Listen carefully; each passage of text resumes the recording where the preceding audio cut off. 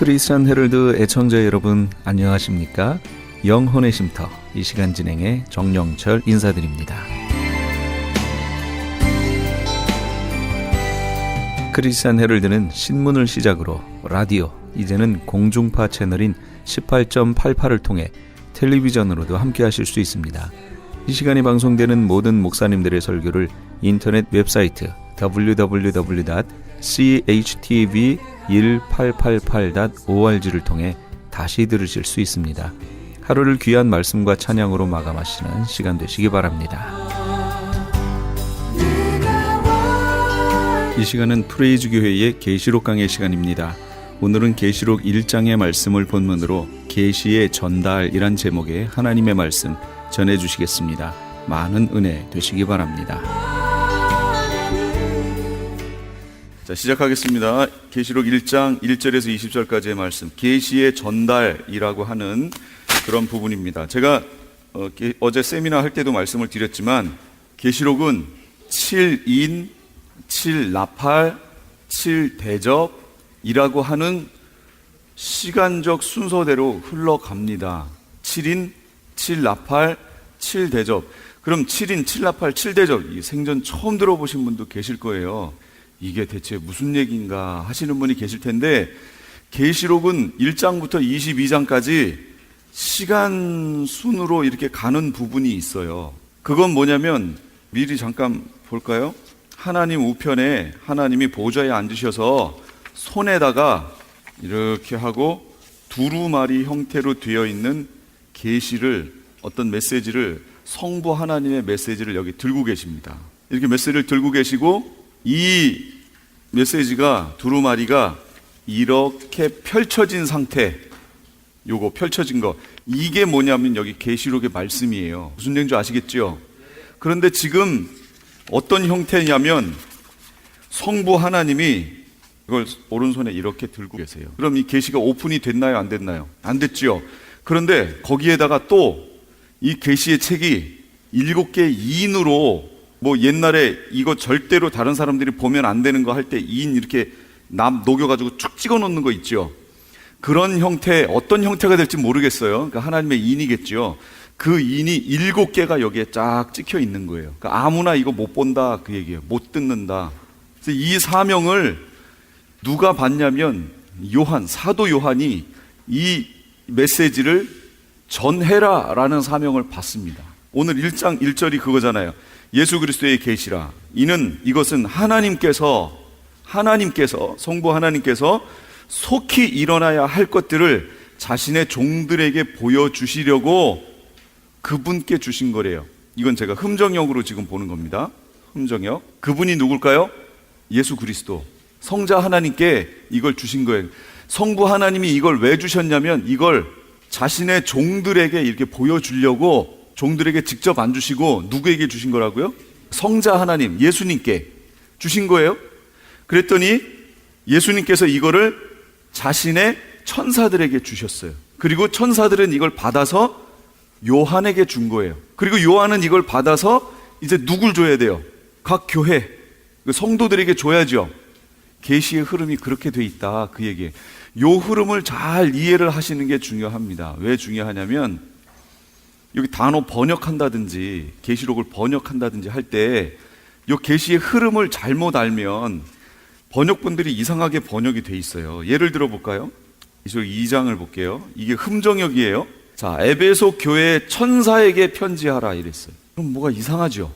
편지를 누가 써야 돼요? 사도 요한한테 그렇게 하라고 그랬으니까, 여기 1장에 보면 요한은 아시아에 있는 7교회에 편지하노니 하고 요한이 썼잖아요. 지금 편지했는데 그 편지 첫 말에 에베소 교회에게 편지하라 라는 하나님의 음성을 들어서 쓰는데, 에베소 교회 천사에게 편지하라, 오른손에 7뼈를 들고 막 이렇게 나와. 그럼 뭔가 이상하죠? 계시의 흐름이. 이건 흠정역이에요. 그러니까 번역본들 중에 이렇게 천사에게 편지하라, 어디는 또 사자에게 편지하라, 어디는 또 지도자에게 편지하라, 이런 번역들이 쭉 있습니다. 그래서 이 계시의 흐름을 알면 번역을 할 때 이런 오류를 범하지 않을 수 있다, 그 얘기예요. 계시의 흐름을 다시 보세요. 성부 하나님, 그 다음 이거 누가 받아요? 성자 하나님, 그 다음 이걸 누가 받아요? 천사, 그 다음 누가 받아요? 사도 요한. 그 다음이요, 주의 종들.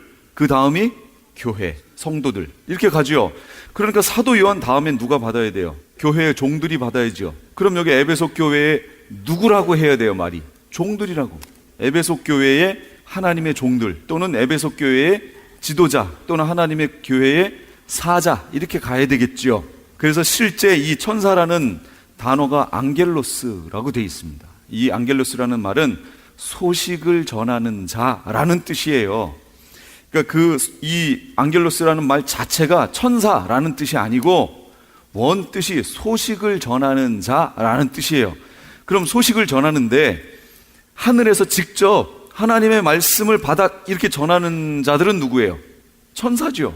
그럴 때는 천사. 근데 이 땅에서 하나님의 말씀을 전하는 사람들도 있죠. 누구예요? 주의 종들, 사자라고 얘기할 수 있죠. 그러니까 이럴 경우에는 에베소 교회의 사자에게 편지하라, 이렇게 해야 번역이 맞다, 그 얘기예요. 우리한테 와 닿을 때. 그래서 계시의 흐름이라는 것이 이렇게 중요하다라는 겁니다. 성경을 그냥 보지 마시고요. 그래서 이제부터 보실 때는 단어 하나하나를 신경 쓰면서 하나하나 이렇게 흐름을 머릿속에 그리면서 하세요. 성경을 읽으실 때도. 그리고 에인줄, 그거는 이제 영어 번역한 거니까, 원어를 번역한 거니까. 잘못됐다기보다는 또 1:1 번역하면 그렇게 갈 수밖에 없으니까 또 이것도 애매해요. 그래서 원어를 좀 참고를 해야 돼요. 소식을 전하는 자가 원뜻이에요. 그러니까 소식을 전하는데 저 영계에서 소식을 이렇게 전하면 천사가 되겠죠. 근데 이 땅에서 소식을 전하는 자면 주의 종이 되겠죠. 그래서 원뜻이 뭔가를 먼저 알고 접근을 해야 되겠다. 그리고 계시의 흐름이 어떻게 돼 있는지를 봐야 되겠다라는 거예요. 그러니까 말씀을 보실 때도 그렇고요.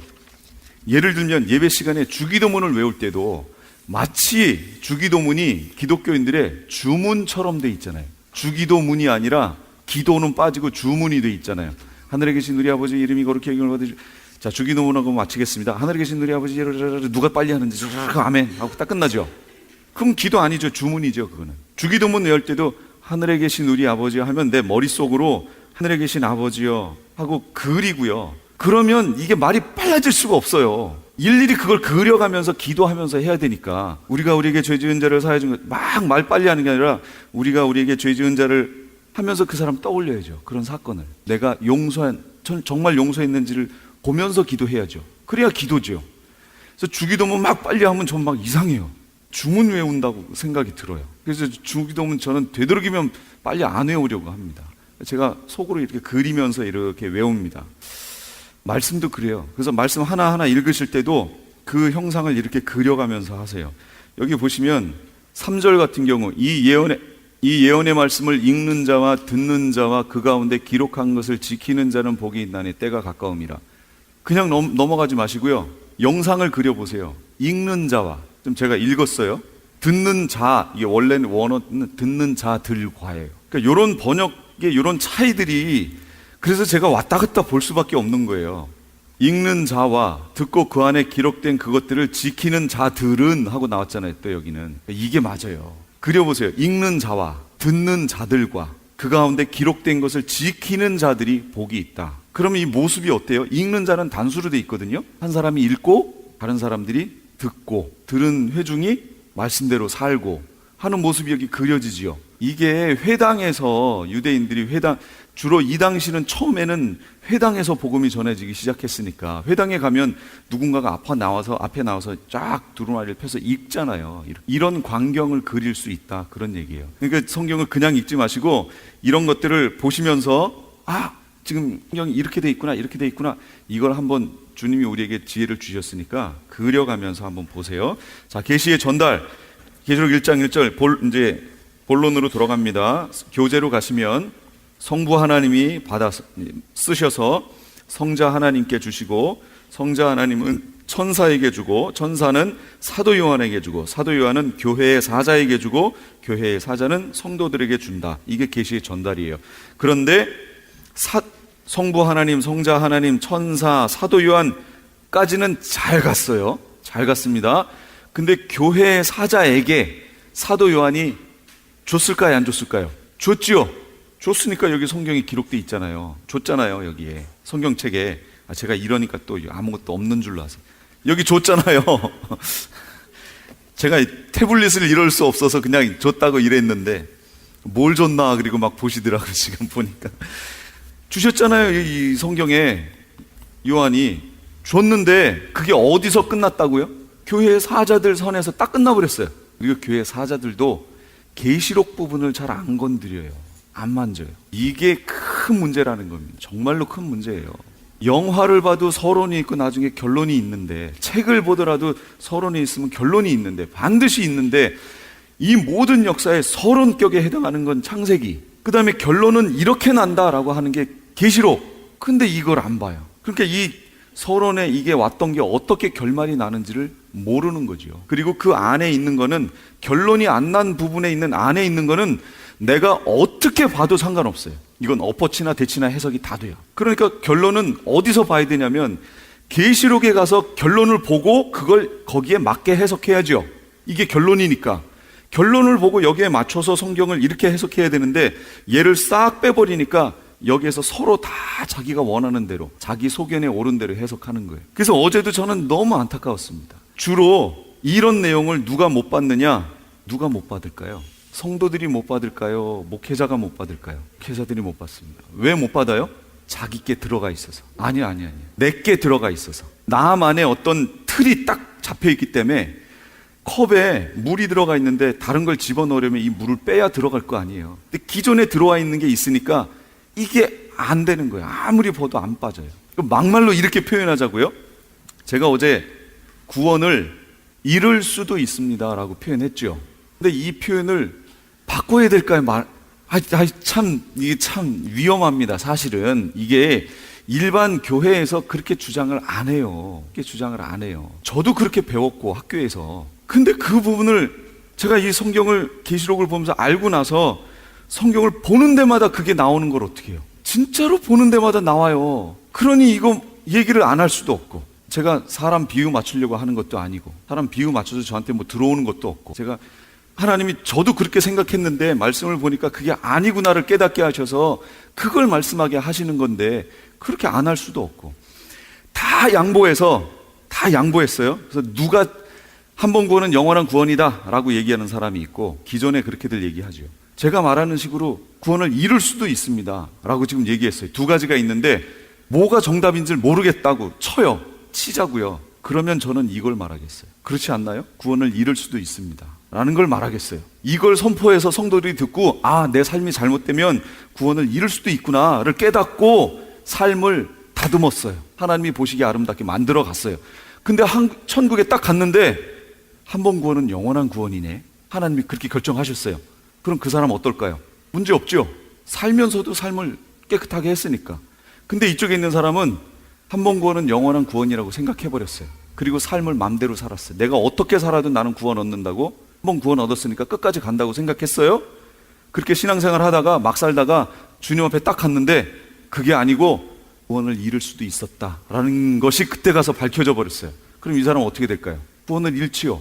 그러니까 뭔지 모르겠으면 구원을 잃을 수도 있다고 생각하고 신앙생활 하세요. 진짜로. 근데 성경은 잃을 수 있다고 얘기해요. 하나님의 선하심과 엄하심을, 그거를 마음속에 새기라고 계속 얘기합니다. 넘어지는 자들에게는 어미가 있나니, 그렇게 얘기했잖아요. 22절. 그러므로 하나님의 인자하심과 준엄하심을 보라. 넘어지는 자들에게는 준엄하심이 있으니 너희가 만일 하나님의 인자하심에 머물러 있으면 그 인자가 너희에게 있으리라. 그렇지 않으면 너도 찍힌 바 되리라. 이거 제 얘기 아니죠? 이거 있잖아요. 근데 왜 그렇게 나오지요? 그러니까 성경을, 그래서 이걸 지금 얘기하면서 뭐 얘기하는 건 줄 아세요? 참감람나무, 돌감람나무가 있는데, 참감람나무는 이스라엘이고 돌감람나무는 우리인데, 이방 크리스찬인데, 이 참감람나무가 하나님을 버린 거예요. 그랬더니 이 가지들이 잘려져 나가고 이 돌감람나무 가지가 여기 붙여졌다, 그 얘기예요. 지금 우리가 그랬는데 너희도 하나님의 인자하심과 준엄하심을 보고 너희도 하나님의 인자하심에 거해라 라고 지금 얘기하는 거예요. 만약에 하나님의 준엄하심, 공의의 하나님의 그 판단 아래 들어가 버리면, 한마디로 막 살면, 함부로 살면 옛날 이스라엘이 함부로 살았던 것처럼 너희도 그렇게 살면 너희도 찍힌 바 되리라 그랬잖아요. 너희도 잘린다고요. 그리고 참 감람나무가 여기에 다시 접붙여진다고 지금 얘기하는 거 아니에요. 이 진리가 바울이요 다른 데선 얘기 안 했는데 로마서에서 얘기하고 있는 거예요. 9장에서 11장이 마치 삽입된 것처럼 이방인들의 구원을 1장부터 8장까지 얘기하고요. 그러면 그 다음에는 어떻게 살 것인가 12장부터 16장까지 얘기하는데 갑자기 중간에 9장부터 11장에 쑥 들어와 있어요. 이건 뭐냐면 바울은 어느 나라 사람이에요? 이스라엘 사람이에요. 근데 어디의 사도예요? 이방인의 사도예요. 이방인의 사도기 때문에 이방인들에게 복음을 전하고 어떻게 구원을 얻느냐를 얘기하고, 그런데 그래도 이 사람은 이스라엘 사람이잖아요. 그러니까 자기 민족이 어떻게 하면 돌아오게 할 수 있는가, 자기 민족에 대한 그 안타까움이 있는 거예요. 그런데 바울은 알고 있었어요. 뭘 알았느냐?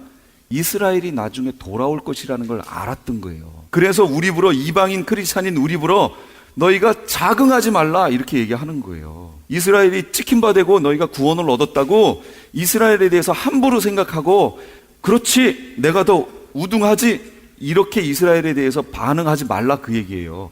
겸손하란 얘기예요.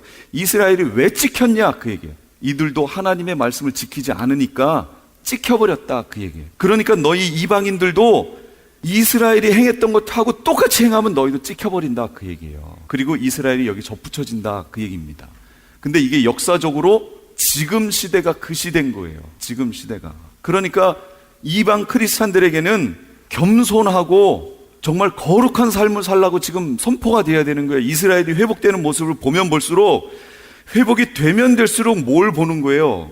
이방 교회들이 타락하고 여기서 찢겨 나가는 걸 지금 보는 거예요. 우리는 그 현상 속에, 그 상황 속에 살고 있기 때문에 이방인 교회의 목사인 목회자인 저로서는 뭘 얘기해 줘야 돼요? 이스라엘이 옛날에 그렇게 찢겨 나가서 이방이 이렇게 된 것처럼 지금은 그 반대 현상이 나고 있으니까, 그런 시대니까 그렇게 되지 않도록 삶을 다듬고 주님 곧 만날 것처럼, 내일 아니면 오늘 저녁에 오실 것처럼 그렇게 회개하면서 깨끗하고 정결하게 거룩한 삶을 살라고 계속 얘기하는 게 저의 사명이겠죠. 그렇게 살아야 돼요. 근데 지금 그런 건 하나도 발견하기가 어렵잖아요. 교회들이 목에 눈이 돌아갔어요. 어떻게 하면 복 받을, 이거 아니에요. 진짜로 아니에요. 계속 관찰해 보세요. 이제 이런 말씀을 통해서 이런 눈이 떠지면, 그러면 요즘 교회들이 어떻게 하고 있는지가 이렇게 보이실 거예요. 지금 집 사고 차 사고 뭐 하는 거에 마음 쏟을 때가 아니에요. 지금 사실이 계시가 전달되는데, 이 계시록 1장에는 실제로 이렇게 계시가 전달되는 과정이 나옵니다. 예를 들면 계시록 5장 7절, 어린 양이 성부 하나님의 오른손에서 책을 취하시는 장면이 나와요. 5장 7절 내용이 그거예요. 일단 계시록 10장 8절에서 10절은 바다와 땅을 바꿔 섰는 천사의 손에 펴놓인 책을 요한이 받습니다. 실제 이 계시의 흐름대로 그대로 받는 장면이 나와요. 1장 2절에서 3절, 요한이 자기가 본 모든 것을 증거했다고 말해요. 그러니까 요한까지는 문제없이 다 왔어요. 문제는 그 다음부터예요. 그 사이에 주의 종들이 딱 껴 있어가지고요, 거기에서 진행도 안 시키고 자기도 안 보는 거예요. 문제인 거예요. 요즘 교회가 그렇다 그 얘기예요. 계시록을 봐야 된다는 얘기예요. 요한이 증거한 거 보세요. 요한은 하나님의 말씀과 예수 그리스도의 증거, 곧 자기가 본 것을 다 증언하였느니라 그랬잖아요. 요한은 다 증언했어요. 나중에 하나님 앞에 가면 요한은 책만 받을 게 하나도 없어요. 왜냐하면 요한은 다 전했어요. 그럼 이제 누구 책임이에요? 그 다음 책임이 넘어왔죠. 주의 종들에게 책임이 왔어요. 그러니까 각 교회 주의 종들에게 하나님이 물어보실 거예요. 내가 이거를 전하라고 요한을 통해서 이렇게 너에게 계시를 주었건만 너는 어떻게 했느냐라고 물어보실 거예요. 어떤 분은 그래요. 성경은 66권이 있는데 왜 그 끝에 있는 그 나머지 65권을 두고 나머지 한 권에 가가지고 그렇게 목숨을 거냐고. 이거 빼고 그냥 65권만 봐도 된다고. 황당하지요? 진짜 황당합니다. 그 어떤 것도 빼면 안 돼요. 66권 다 해요. 근데 그거의 결론이 마지막 이 요한계시록이에요. 해야 돼요. 이 예언의 말씀을 읽는 자, 듣는 자들, 그 가운데 기록한 것을 지키는 자들은 복이 있나니 때가 가까움이라. 가깝다고 그랬어요. 그럼 이 편지가 써질 때보다 지금은 더 가깝죠. 엄청 가깝죠. 요한이 이걸 쓸 때는 알리야도 없었어요. 두 가지 깃발이 있었는데 예수님의 초림의 깃발만 나왔죠. 알리야는 이스라엘이 다시 고토로 돌아가서 이스라엘이 회복되는 걸 얘기해요. 요한이 이걸 쓸 때는 첫 번째 깃발밖에 없었어요. 예수 그리스도. 근데 지금은 두 번째 깃발이 있을 거라고 했던 그 알리야까지 있어요. 이스라엘이 지금 고토로 돌아가는 운동이 지금 보이고 있어요.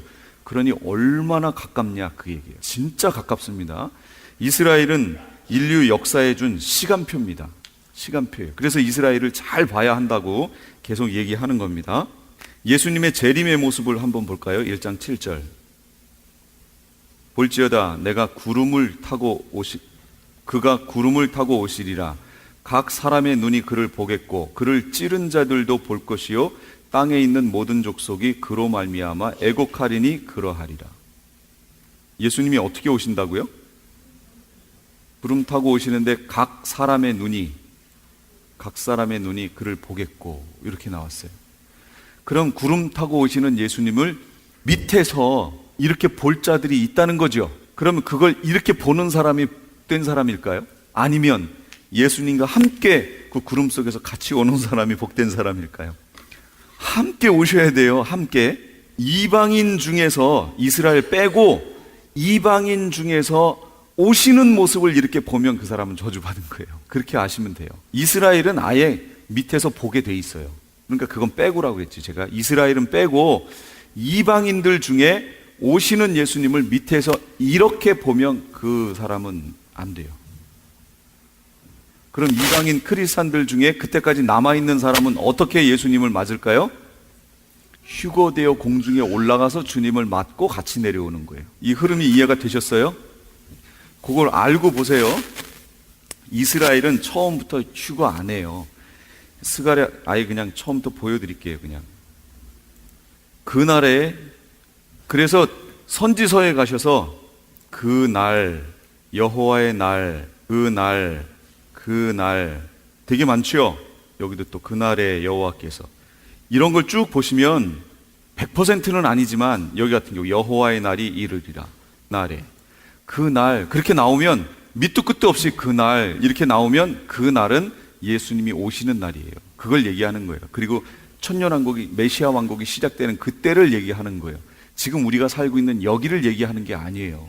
이건 선지서에 있는 소선지서, 대선지서에 다 있는 내용이에요. 이게 사도행전 3장에 있었던 3장 19절 여기 있었던 그 내용이에요.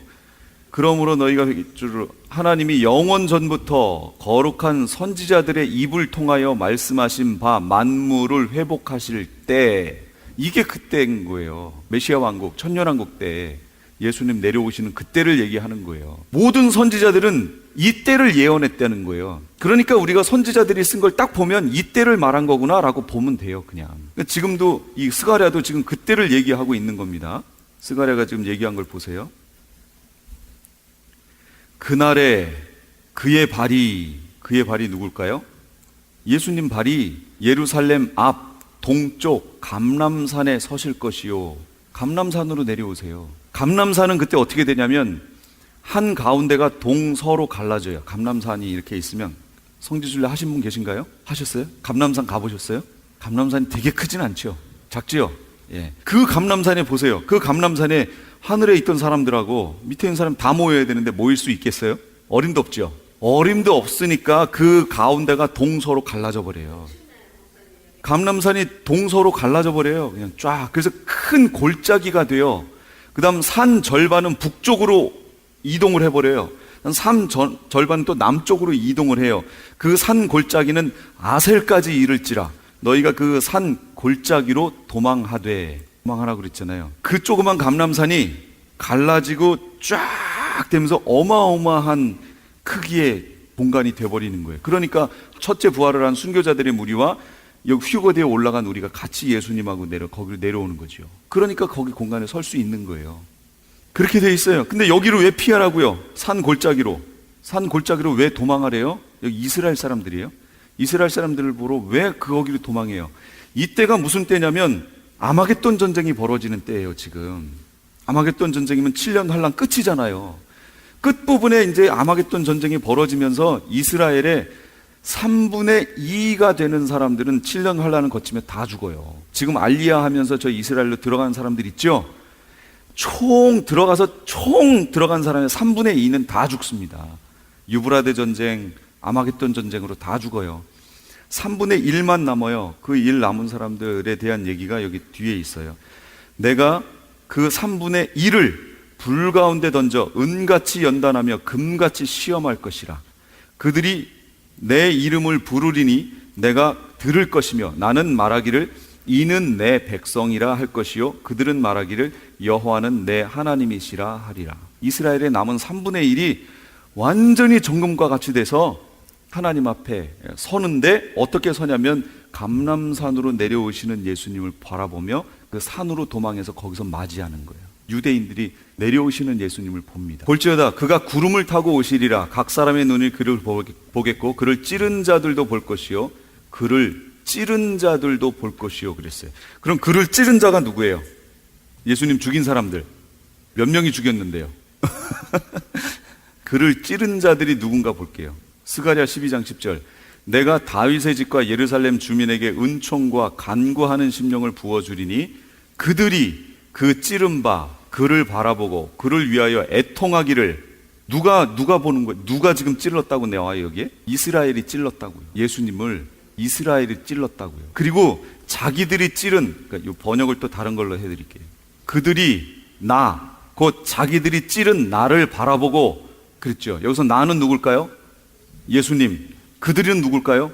유대인들이, 이게 예수님 편에서 얘기하는 거예요. 그들이 곧 자기들이 찌른 나를 바라보고 어떻게 하냐면, 사람이 자기 외아들을 위하여 애곡하듯, 외아들을 잃으면 어떻겠어요? 마음이 그렇게 애곡하듯 그를 위하여 애곡하며, 사람이 자기 처음 난 자, 자기 장남이죠, 난 자를 위하여 몹시 슬퍼하듯 그를 위하여 몹시 슬퍼하리로다. 주님을 바라보고 내려오시는 주님을 바라보면서 이렇게 된다는 거예요, 유대인들이. 그럼 계시록 1장에 있었던 1장 7절에 보라 그분께서 구름들과 함께 오시느니라. 모든 눈이 그분을 보겠고 그분을 찌른 자들도 볼 것이요 그랬죠.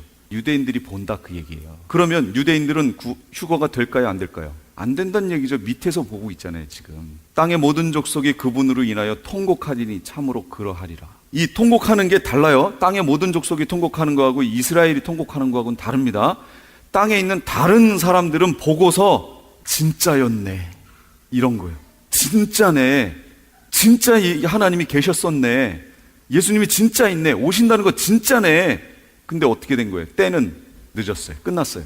근데 이스라엘이 보는 건 달라요. 자기들이 저지른 죄에 대해서 7년 환란을 거치면서 전 3년반 기간 동안에는 성전 제사가 있다고 그랬죠. 성전 제사를 드린다는 얘기는 예수 그리스도의 이 희생 제사를 인정하는 거예요, 안 하는 거예요? 안 하니까 성전 제사를 하죠. 그렇죠?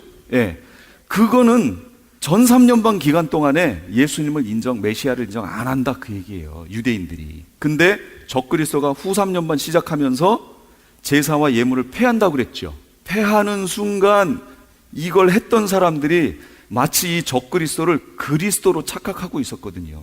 자기 민족을 이 어려운 그 상황 속에서 제사할 수 있도록 성전도 짓게 하고 제사도 하게끔 만들었는데, 그래서 그가 그리스도가 아닌가 하고 그를 지금 바라보고 있었는데 후 3년 반으로 딱 오더니 이게 딱 끝나버렸잖아요. 그 성전의 제사를 다 폐해버리고 자기가 하나님이라고 그러면서 자기 형상을 성전 가운데다가 날개를 의지하여 딱 세워버렸잖아요. 그러니까 이스라엘이 아니구나 라고 돌아서는 거예요. 그런데 그때 일어나는 전쟁이 유브라데 전쟁입니다. 그러니까 이런 전쟁통에 예수님을 인정하지 않던 이들이 수없이 다 죽어요. 그래서 나중에 3분의 2까지 다 죽는 거예요, 이스라엘이. 그리고 3분의 1이 살아남아서 이 사람들을, 아까 보셨죠? 스가랴 12장에 하나님이 13장에 정금과 같이 나오게 하시겠다고 그랬잖아요. 그들을 완전히 하나님이 다듬으셔서 하나님을 인정하는, 예수 그리스도를 인정하는 사람들을 만들어버리겠죠. 신앙의 사람들로.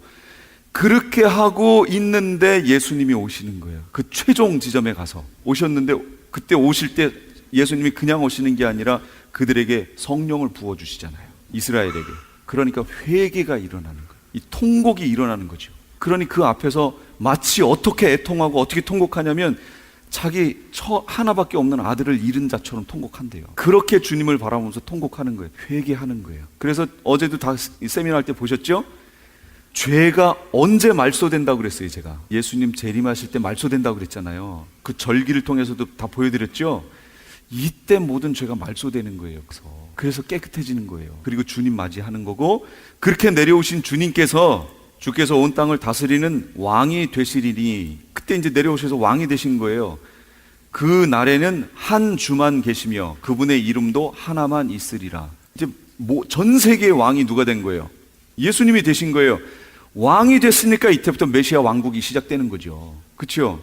근데 생각해 보세요. 우리가 그 뒤에 같이 가고 있어요.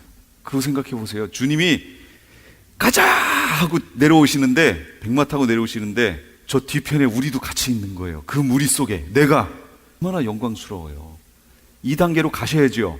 그러니까 그렇게 가려면 회개하라, 그 얘기예요. 그래서 2, 3장에 회개하라고 자꾸 얘기하는 거예요. 거룩함을 유지한 자들이 거기에 그렇게 설 수 있다는 거예요. 옷을 빤 자들이, 흰옷 입은 자들이 거기에 선다는 거예요. 그러니 준비해야겠죠. 지금처럼 이게 예수님이 오시는지 안 오시는지, 세상 끝이 있는지 없는지, 이게 종교 생활인지 진짜 신앙 생활인지 뜨뜻미지근하게 계속 이렇게 생활하다가 거길 갈 수 있다고요? 어림도 없어요. 주님이 어떤 분인데요, 우리는 사랑의 하나님만 자꾸 얘기를 하려고 그래요. 하나님의 속성이 사랑의 하나님만 있어요? 공의의 하나님은 없어요? 공의의 하나님은 어느 정도냐면요, 죄를 하나님은 보실 수가 없어요. 그래서 오죽하면 독생자 예수 그리스도를, 독생자를 죽이는 데까지 간다고요. 죄를 하나님은 보실 수 없다니까요. 근데 우리 한 번 구원은 영원한 구원이라고 막 살아봐요. 그거 하나님이 받으실 것 같아요? 그 영혼을 안 받으세요. 공의의 하나님을 놓치면 안 돼요. 그러니까 요즘 마지막 시대는 공의의 하나님을 놓쳐버렸어요. 이게 동서양이 좀 다른데요, 성격이.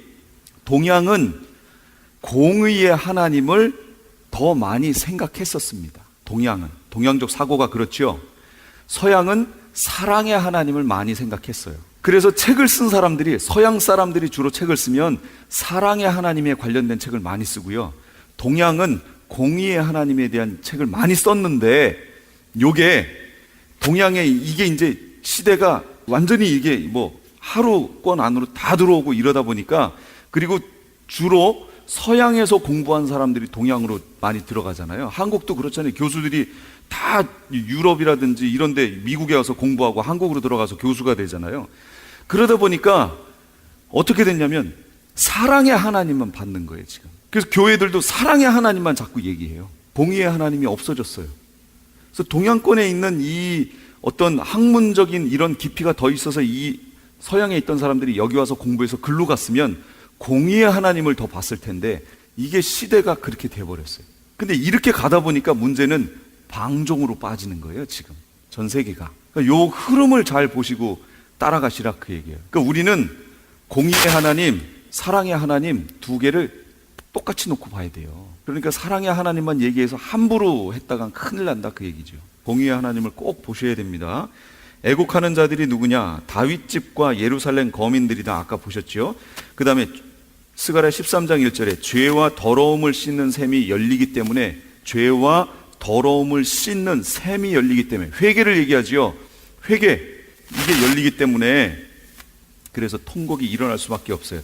다니엘 9장 24절에도, 다니엘 9장 24절에도 주께서 네 백성과 네 거룩한 도시에게 70일을 정하였나니 이것은 범법을 그치고 죄들을 끝내며 불법에 대하여 화해를 이루고 영존하는 의를 가져오며 환상과 대언을 봉인하고 또 지극히 거룩하신 이에게 기름을 붓고자 함이라.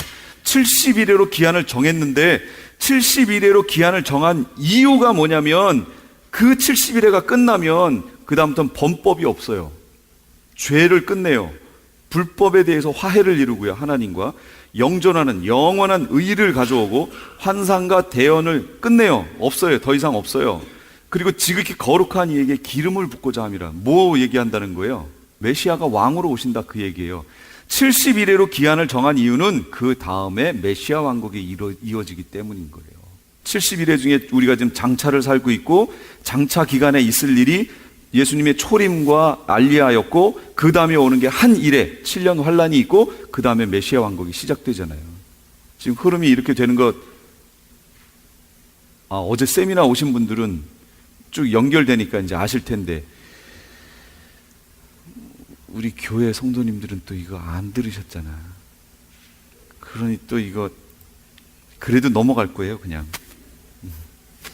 4번, 하나님의 자기 고백. 하나님은 어떤 분이신가? 시작과 끝, 알파와 오메가라고 얘기했죠. 이제도 있고 전에도 있고 장차 오실 분이고 전능하신 분이다. 사도 요한의 자기 고백은 어떤가요? 너희의 형제요 예수님의 환난과 나라와 참음에 동참하는 자라.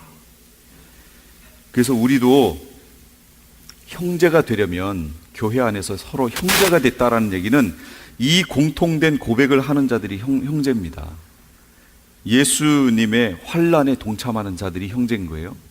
예수님의 나라, 하나님의 나라, 그리고 참음에 동참하는 자들 형제인 거예요.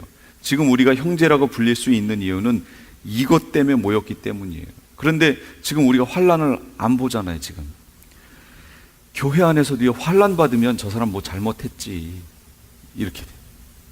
어려움 당하면 저 사람 뭐 잘못했으니까 지금 저렇게 되는 거지. 그렇게 보면 안 돼요. 그럴 수도 있어요.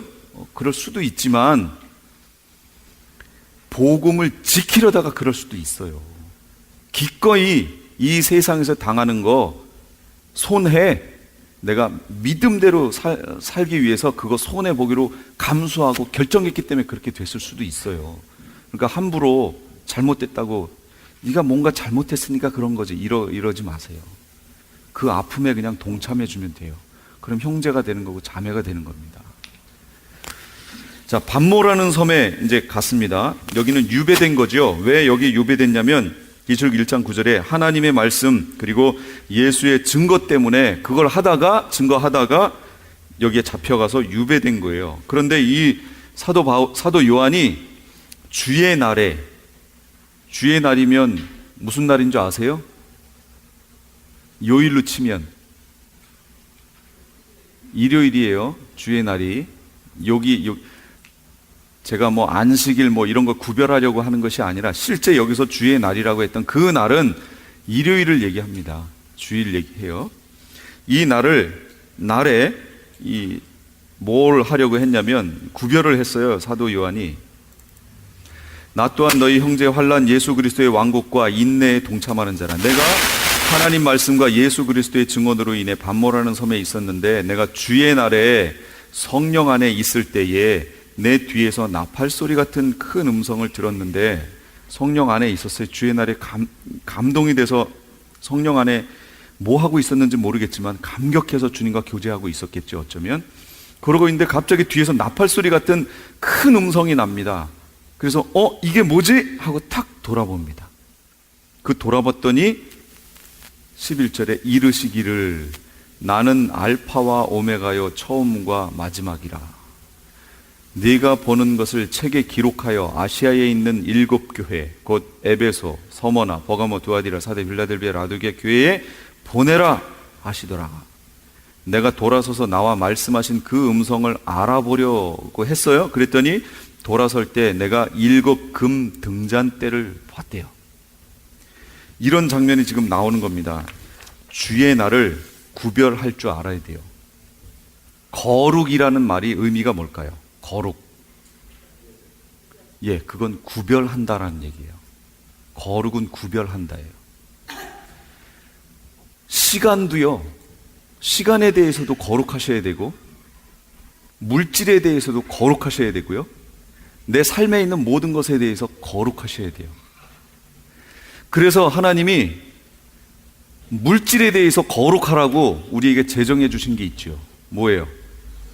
11조. 하나님은 그 11조 없어도 되는 분이죠. 하나님은 11조, 이 세상 하나님이 만드신 건데 그거 뭐 우리가 이 진짜 코 흘리개가 번 돈 같은 요거, 지금 지나간 상윤이가 먹는 그 쭈쭈바 요거 조금 10분의 1 그거 이렇게 뺏어 먹는 게 그게 뭐 하나님한테 대단한 거 아니에요. 근데 하나님은 그걸 하래요. 왜 그럴까요? 10분의 1, 10의 1을 하나님께 드리라는 것은 이 물질이, 그러니까 이 10분의 1은 나한테 줬으니까 나머지 10분의 9는 네가 쓰고 싶은 대로 써 라는 의미가 아니에요. 11조의 의미는 이 전체가 내 건데, 내가 너에게 준 건데, 이게 내가 너에게 줬다는, 이거의 소유가 나라고 하는 것을 네가 표현하라 그 얘기예요. 구별하라 그 얘기예요. 그래서 10분의 1을 주고 나머지 9도 어떻게 써야 돼요? 주님이 기뻐하시는 대로 써야 된다 그 얘기인 거예요. 근데 이건 10분의 1은 하나님 거, 10분의 9는 내 거. 이거 아니에요. 이거 얼마나 유아틱한 발상이에요. 10분의 1도 내 거, 아니 10분의 1도 하나님 거, 10분의 9도 하나님 거. 그래서 하나님이 기뻐하시게끔 물질을 사용하라 그 얘기예요. 그게 거룩이에요. 거룩하셔야 돼요. 삶의 모든 부분에 있어서 거룩하셔야 돼요. 구별하셔야 돼요. 시간도요, 하루에 그냥 생각나면 기도할 수 있죠. 그 대단히 좋은 거죠. 그러나 인위적으로 내가 그 시간을 구별을 해서 이거는 하나님의 시간. 그래서 제가 홍천에 어떤 이 예수 전도단이라고 있습니다. 여기 하와이에 있어요. YOM이라고 있습니다. 그 훈련 받을 때 침묵의 시간이라는 게 있었어요. 자기가 뭘 해도 상관없어요. 뭘 하고 뭘 했어도 한번 종을 땡 쳐줍니다. 그럼 그 소리가 들리면 하던 거 그대로 다 놓고 하나님께만 가는 거예요. 그래서 하나님께만 기도하고 바라보고 묵상하고 모든 걸 다 멈춰야 돼요. 그 다음에 그게 5분이었나 10분이었나 그 다음에 종을 또 땅 쳐줘요. 그럼 그거 딱 끝내고 이제 자기가 하던 거 다시 하면 돼요. 훈련을 위해서 그걸 해준 거예요. 그러니까 어느 상황이 되든지 시간을 딱 구별해서 그 시간을 차라리 어떤 분들은 이렇게 알람으로 할 수도 있어요. 알람 딱 해놓고 5분 동안 알람 세팅을 해놓고 뭘 하다가도 이게 탁 소리가 나면 딱 구별해서 그때 주님께 기도하고, 이게 율법으로 하라는 얘기가 아니고 시간을 거룩하게 구별할 수 있느냐 그 얘기예요. 어떤 급한 상황 속에서도 내가 구별할 수 있느냐 그 얘기. 그런 시간을 가지라는 거죠. 훈련하라는 얘기예요. 이 거룩은 대단히 중요해요. 그래서 일주일에 하루를 구별해야겠죠. 그게 주일인 거예요. 구별했어요. 물질을 구별했죠. 그게 11조인 거예요. 그럼 하루의 삶 속에서도 구별을 해야겠죠. 그래서 어떤 사람들은 그걸 큐티 시간이라고 얘기할 수도 있고, 어떤 사람은 기도하는 시간이라고, 나름대로의 이름을 지어서 하면 돼요. 그렇게 구별하는 신앙이 내 속에 있어야 삶도 구별이 되는 거예요. 구별을 안 하니까 안 하는 거예요. 안 되는 거예요. 구별을 하세요. 여기 요한은 구별을 했습니다. 그랬더니 그때 하나님이 계시를 그에게 허락하십니다.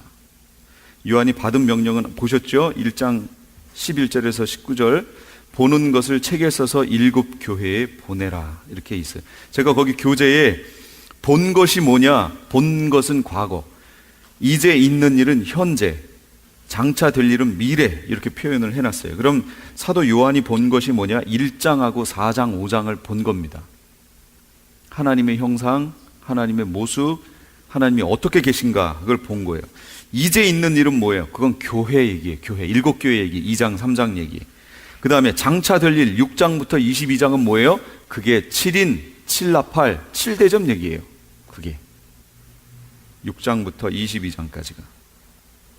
7 교회는 에베소, 서무나, 버가모, 두아디라, 사대, 빌라델비아, 라우디게아. 이 교회들 중에 2 교회만 칭찬을 받고요. 나머지 5 교회는 칭찬과 책망을 같이 받고, 어떤 한 교회는 책망만 받습니다. 칭찬도 없고. 그런 교회들이 있어요. 그렇게 되지 않도록 현대 교회의 모습들이니까, 교회의 모습이라고 하면 또 내가 뒤로 물러나는 느낌 있죠? 그러니까 교회의 모습이라고 보지 마시고 내 신앙의 모습이다 이렇게 보시면 돼요. 내 신앙의 모습이다. 그래서 에베소 교회, 서문화 교회 이런 교회들을 보시면서 에베소 교회가 뭘 잘해서 칭찬 들었는지, 뭘 책망받았는지를 보시고, 아, 그럼 나는 내가 했던 이런 것들은 하나님의 칭찬의 대상이지만 이런 것들은 책망의 대상이구나. 그리고 그 책망받은 거에 대해서 하나님이 뭐라고 하시냐면, 그러므로 회개하라 이렇게 얘기하셨어요. 만약 회개하지 않으면 하고 또 말씀하셨어요.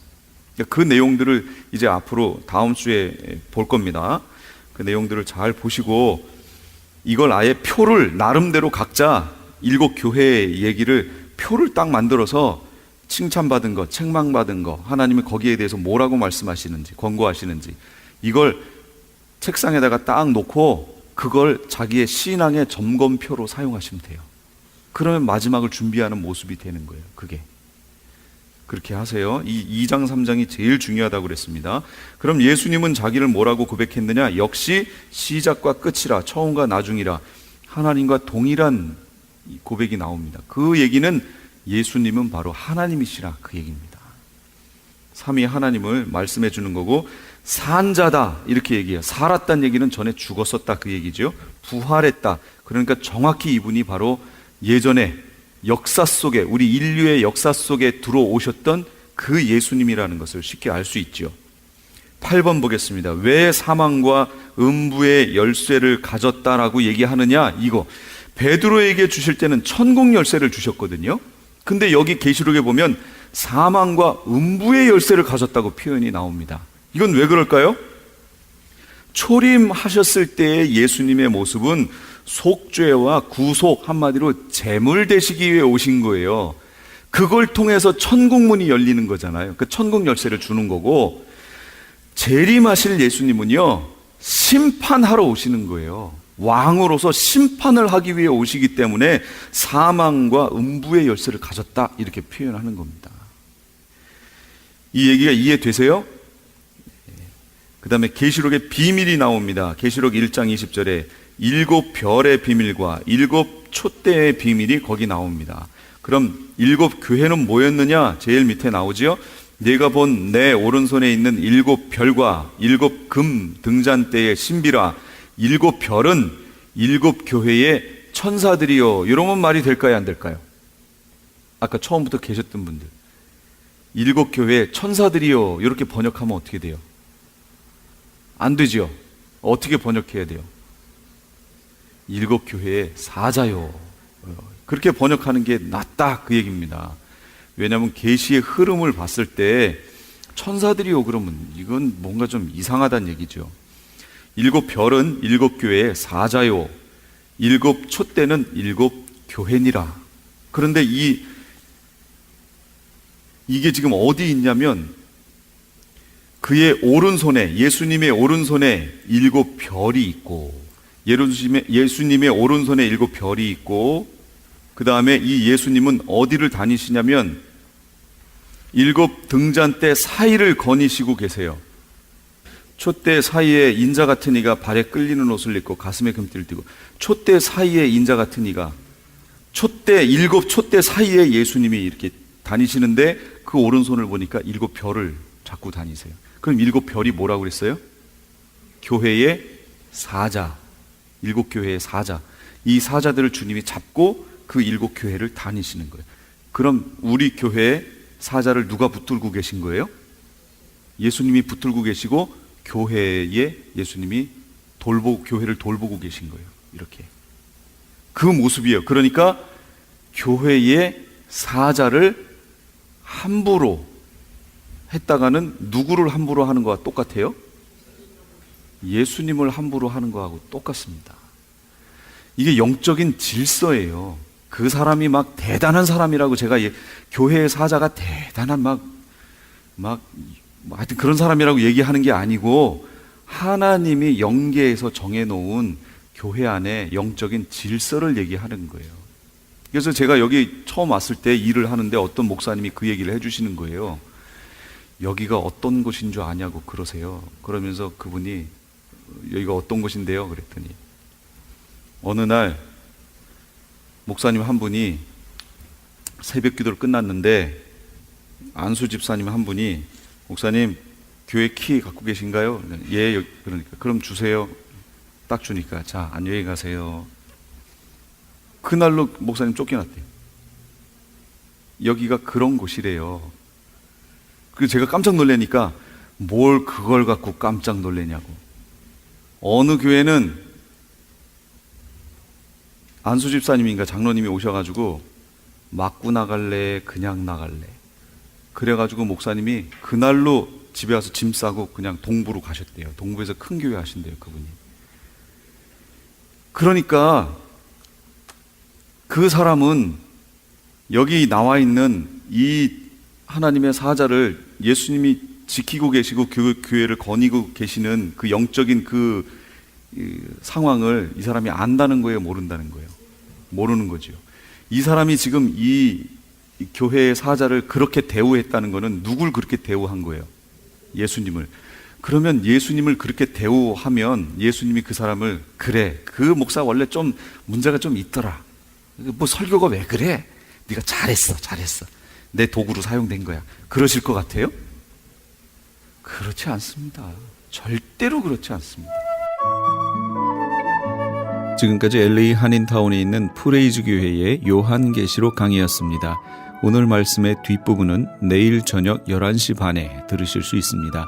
프레이즈 교회에서는 현재 요한계시록 2차 강해가 10월 말까지 진행 중에 있습니다. 시간은 매주 주일 오후 2시와 매주 금요일 오후 7시입니다.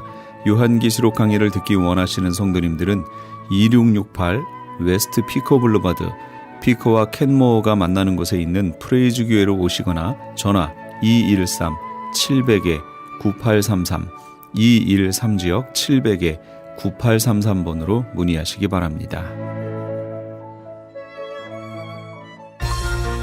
유태인이 만든 특수영양제 M3 들어보셨어요? 곡식의 눈, 과일씨, 껍질, 약초의 뿌리로 만든 특수 영양제 M3. 혈압, 당뇨, 아토피, 천식, 비만 등 무슨 병이든 큰 효과를 주는 신비의 영양제 M3. 서울대학병원 7곳, 고려대학병원 2곳에 입점되어 더욱 믿을 수 있는 M3의 효능. 213-435-9600, 213-435-9600 M3 정직한 마음으로 권해드립니다. 안녕하세요. 시니어 전문 플래너 폴선입니다. 메디케어 파트 A와 B를 받았거나 메디케어와 메디카를 갖고 계신 분들은 메디케어 어드밴테이지 플래너로 처방약 보험, 보조보험에 가입할 필요 없이 치과, 침술, 안경 등의 혜택을 받을 수 있습니다. 수호천사보험 시니어 전문 보험 라이센스 에이전트 폴선 213-503-6897 213-503-6897 상담은 주 7일 오전 8시부터 오후 8시까지. 아니 당신 미장원 다녀왔어? 헤어스타일이 확 바뀌었네. 홈쇼핑 월드 차홍 고데기로 마술을 부렸지. 홈쇼핑 월드 차홍 고데기. 차홍 허니앤비 샴푸로 머리 감으면서 차홍 헤어두피 마사지를 쓰면 머릿결이 너무너무 부드러워지고 한 움큼씩 빠지던 머리카락도 눈에 띄게 덜 빠져. 차홍 고데기 너무 좋아. 그럼 그 웨이브 머리도 당연하죠. 3, 4분이면 이렇게 풍성한 웨이브 머리를 만들 수 있다고요. 너무 이쁘다. 어디서 샀어? 홈쇼핑 월드. 가격 만족, 품질 만족, 행복한 쇼핑. 활가와 웨스턴 홈쇼핑 월드. 교계 게시판.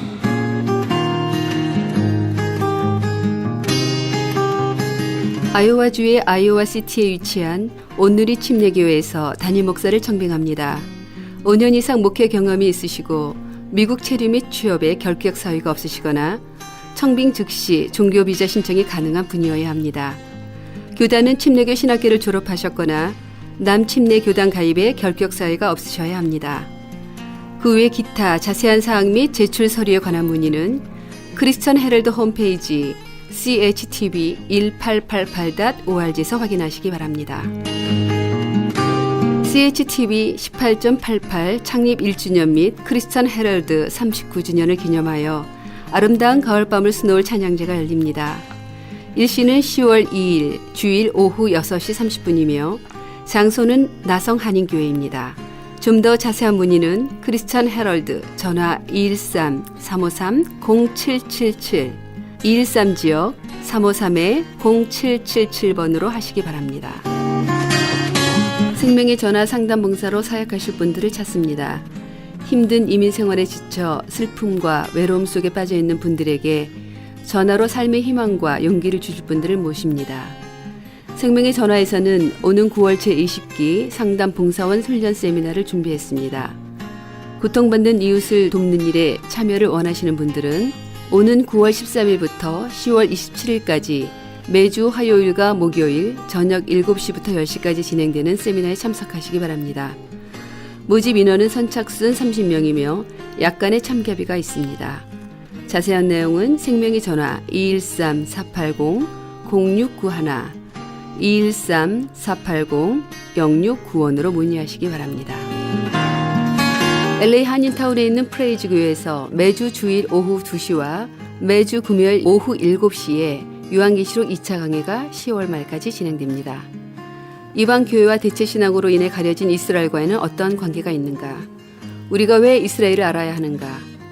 이스라엘을 통해 약속하신 하나님의 시간표는 어떻게 되는가 등 말세를 사는 우리들이 지켜보고 준비해야 하는 것들이 무엇이 있는지를 함께 고민하고 나눠보는 시간이 될 것입니다. 요한계시록 강의를 듣기 원하시는 성도님들은 21668 웨스트 피코 블루바드 피코와 캔무어가 만나는 곳에 있는 프레이즈 교회로 오시거나 전화 213-700-9833으로 문의하시기 바랍니다.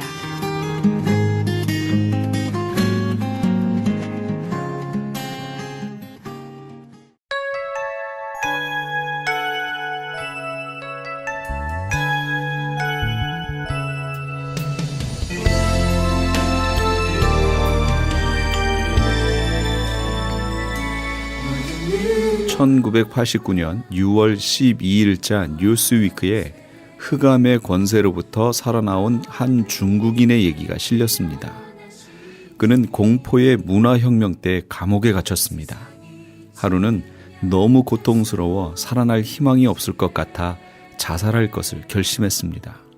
그런데 그날 저녁 그는 작은 창밖에 연이 날고 있는 것을 봤습니다. 그 연은 자기가 아들에게 만들어준 바로 그 연이었습니다. 그날부터 아들이 날리는 연은 아침과 황혼 때 2번씩 보였습니다. 감옥에 갇힌 사람들은 교대로 창가에 올라서서 소년의 연을 구경했습니다.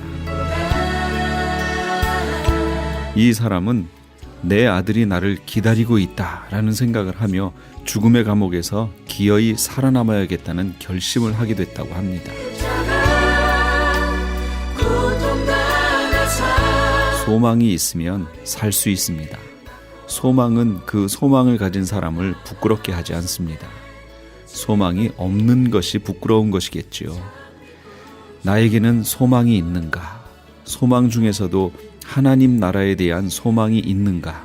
돌아보시는 이 밤이 되시기 바랍니다. 지금까지 크리스천 헤럴드 방송에서 보내드린 영혼의 쉼터의 정영철이었습니다. 고맙습니다.